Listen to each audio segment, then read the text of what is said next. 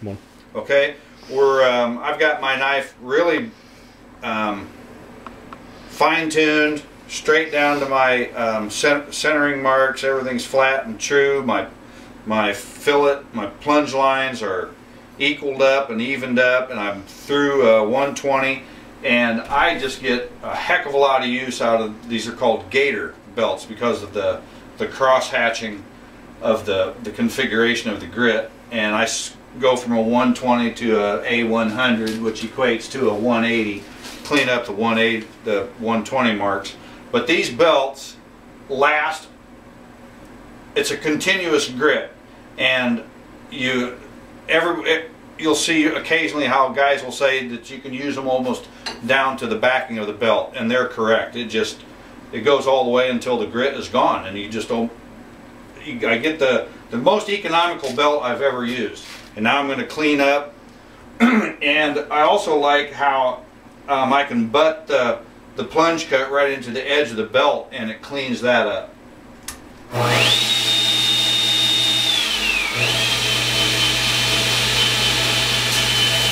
just butting right against the belt.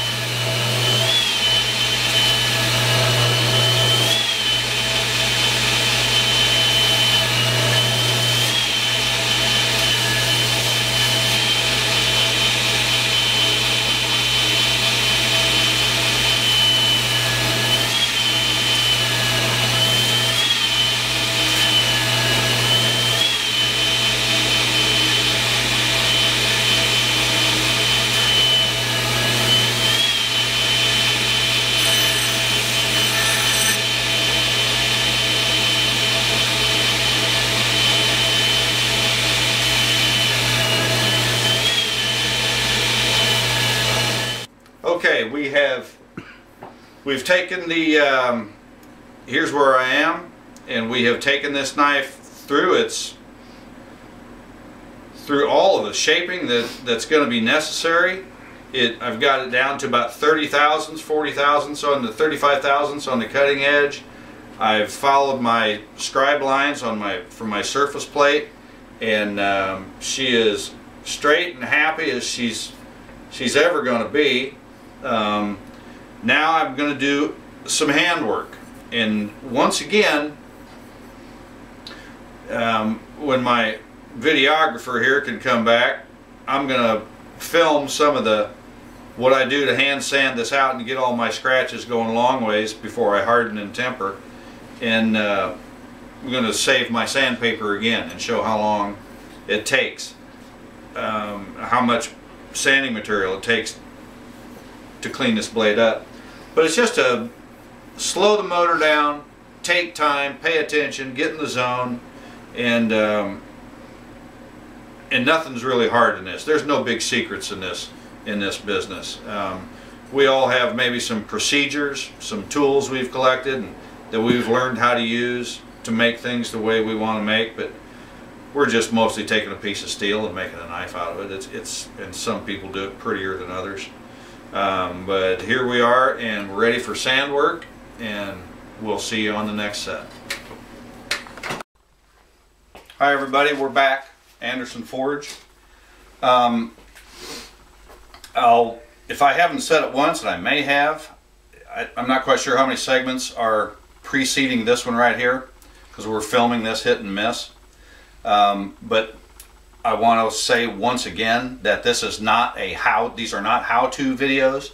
They're not instructional or teaching how to build a knife. These are who is videos, and who Carl Andersen is, and what goes on at AndersenForge. But to do all that and answer some of those questions and define those attributes of AndersenForge, I got to make a knife to show what goes on here. And where we left off was forging a knife. And that knife was made of Damascus. And if you go back to that the forging video where I made the knife, you'll see that it was on the end of a bar. I had pieces of rebar, and it was welded on there. That chunk of steel that's welded onto that rebar handle was the Damascus billet that I made and drew out, and I just left it welded on there for the sake of making it easy to control and forge the knife. And I also know that there's going to be a whole bunch of people watch these videos from long time experience. I know where these videos are going to go on forums, and there's going to be knife makers been around forever and long time collectors, but there's also going to be people who are totally new to the knife making world and what goes on inside a knife shop and how knives are made. So I wanted to just define a couple things.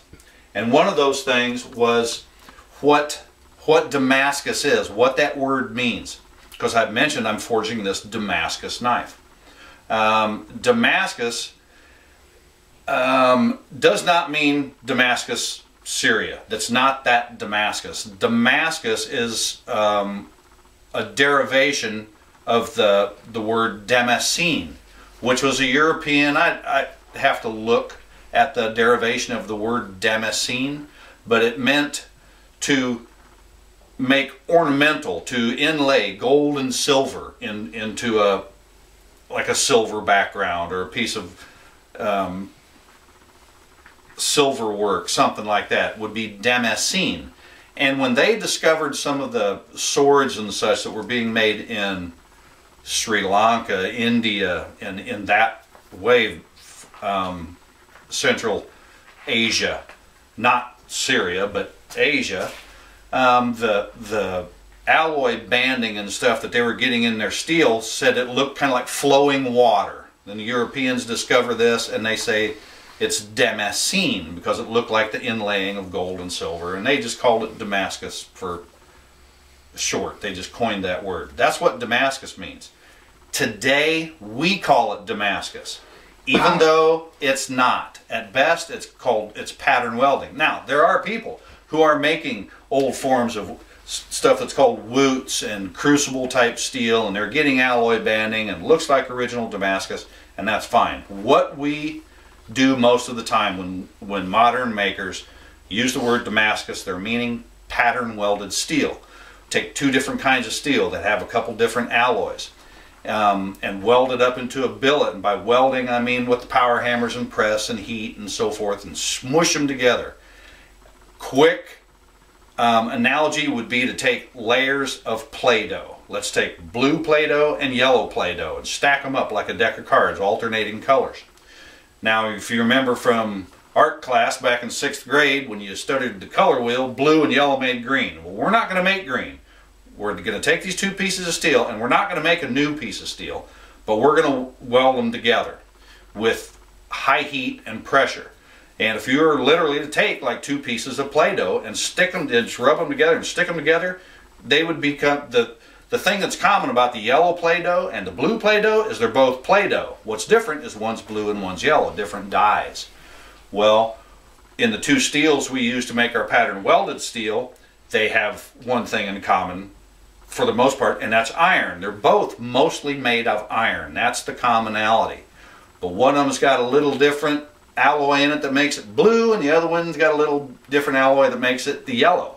And with heat and pressure, they go together, and when they cool off, they become one piece. Now, if you were to take that stack of steel that's welded together and were to travel sideways through it, you would always just go yellow, blue, yellow, blue, yellow, blue, yellow, blue. You're never going to encounter green. We don't make a new steel, but they kind of bond and just become one solid chunk of steel with alternating qualities as you go through. And one of the steels that we use in making our pattern welded steel, what I use, the one thing that makes it different from the other one is it has a 1 or 2.5% of nickel in it. Well, let's take that stack of Play-Doh, and that yellow Play-Doh is going to be the one with the nickel in it, and we roll it out with a rolling pin. Stack it back, cut it in a couple pieces, and stack it back up on itself, and the number of layers progresses geometrically. If you start with 12 layers and you cut it in thirds and restack it back on itself, now you got 36 layers. Smash that down, draw it out, cut that into thirds, stack it back on itself, you got 108 layers. You see where I'm going with this. But the yellow and blue layers keep getting thinner and thinner. We can twist them around and punch holes in it and whatever. When it gets done, this is the very knife that I forged, and it is Damascus. It has been after what we last saw on the last video, I hardened it and tempered it. This isn't a how-to video. Just know that this has been hardened and tempered. This is a usable working knife now. I cleaned it up, reground it, and sanded it 220 grit, 400 grit, 800 grit, 1200 grit. And it looks just like a regular old solid piece of steel. And what I'm going to do is get this clean. And when I was cleaning this, I remembered one time, we're going to etch it in acid, and it has to be perfectly, absolutely clean. There can't be any oil from my hands or any grease or anything from the shop. It has to be really, really clean. And I told the guy one time before what we're going to do is we're going to put this down into a container of acid, ferric chloride. And that ferric chloride is going to attack and eat away at the steel, which is where that one layer comes in handy for us that's got the nickel in it. The layer of steel that's in here that has the nickel in it is not affected by the acid. The acid eats the other one. So in literally just a few seconds in the acid, I can pull it out, and we'll put this on camera. Boom, you can see the pattern that's in the steel. And there's no limit to the different, I guess we'll call it's pattern welding, that we can intentionally create different patterns with layering and twisting and cutting into tiles and re-welding. The type of display that we put in the steel, which is very time consuming, is literally limitless. But that one layer in there with the nickel in it will not etch with the acid. But we want a really clean etch. We want a really, really clean etch, so we have to make sure that this steel is immaculately clean. And I told a guy visiting the shop one day that we want it so clean, we want it surgically clean, that if somebody wanted to use this to do brain surgery on his mother, they could. And he said, my mother, hell, you could use a socket set. But anyway, here's what we're going to do. We're going to stop the video. I'm going to clean this up, and as soon as I get back, we're going to put it in that acid, and we're going to see our Damascus blade that we forged the other day. Be right back.